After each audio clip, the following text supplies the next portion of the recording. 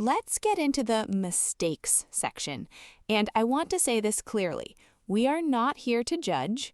We are here to gently help you understand why certain things sound a little off, and more importantly, how to shift them just slightly so you feel more confident.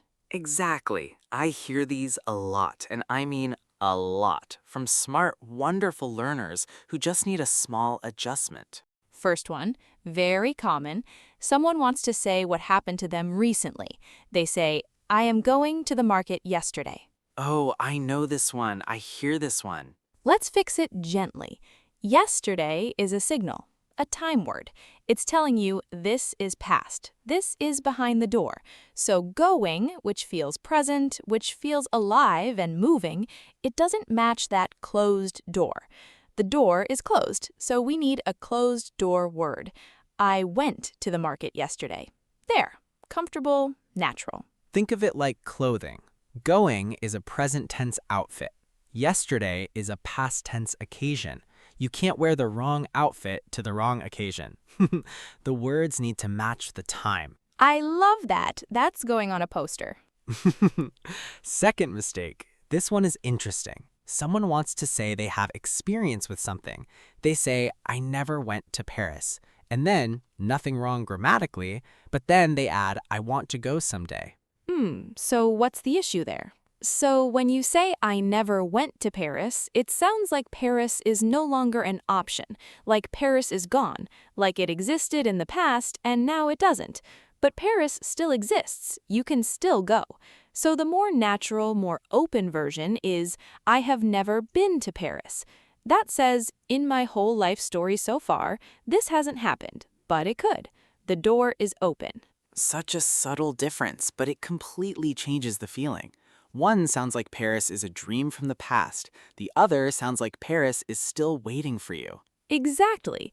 Been is the bridge. Been connects your story to your present self. And here's a little trick I love. Been is social. It needs a partner. It always comes with have or has. You never say, I been to Paris. You say, I have been to Paris. She has been to Paris. Been alone is lonely. Give it its partner. Been needs a buddy. Been needs a buddy. Write that down, everyone. Third common mistake, and this one is very understandable, very logical actually. Someone says, I am knowing the answer.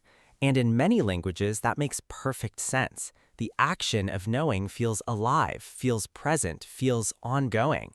But in English, know is a feeling. It's a state. It's not something you do with energy. It's just there. In these types of words, states, feelings, not active movements, they don't like the ing form. So instead of I am knowing, we say simply I know. I know the answer. Quiet, calm, present. No ing needed. Same with I understand you, not I am understanding you. I love this podcast, not I am loving this podcast. Well, unless you're in a marketing campaign.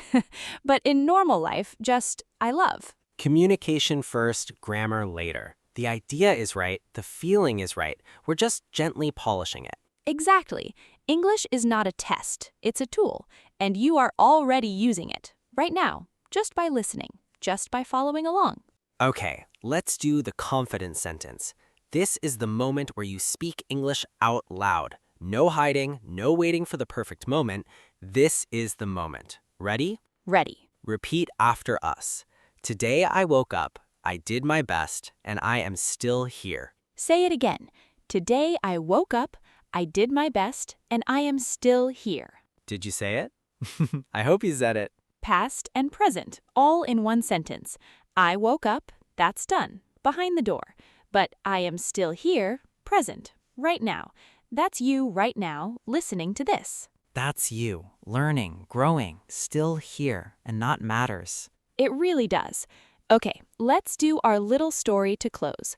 One character, one journey, all the time feelings we talked about today. Her name is Mira. She woke up early this morning because she had an interview. She prepared her notes the night before and she told herself, I can do this. At 10 o'clock, she walked into the office. She was nervous, but she smiled anyway. And now she is waiting for the call. She doesn't know the answer yet, but she has done everything she could. She woke up, past. She prepared, past. She told herself, past. She walked in, past. But now she is waiting, present.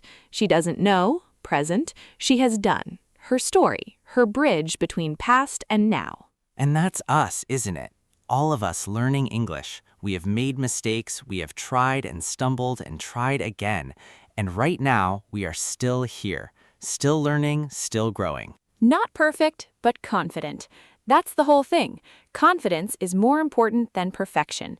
English is not a test, it's a tool, and tools are for using. So use it, even when it's a little messy, especially when it's a little messy. Silence is more dangerous than a wrong sentence, always. Always. Just keep speaking.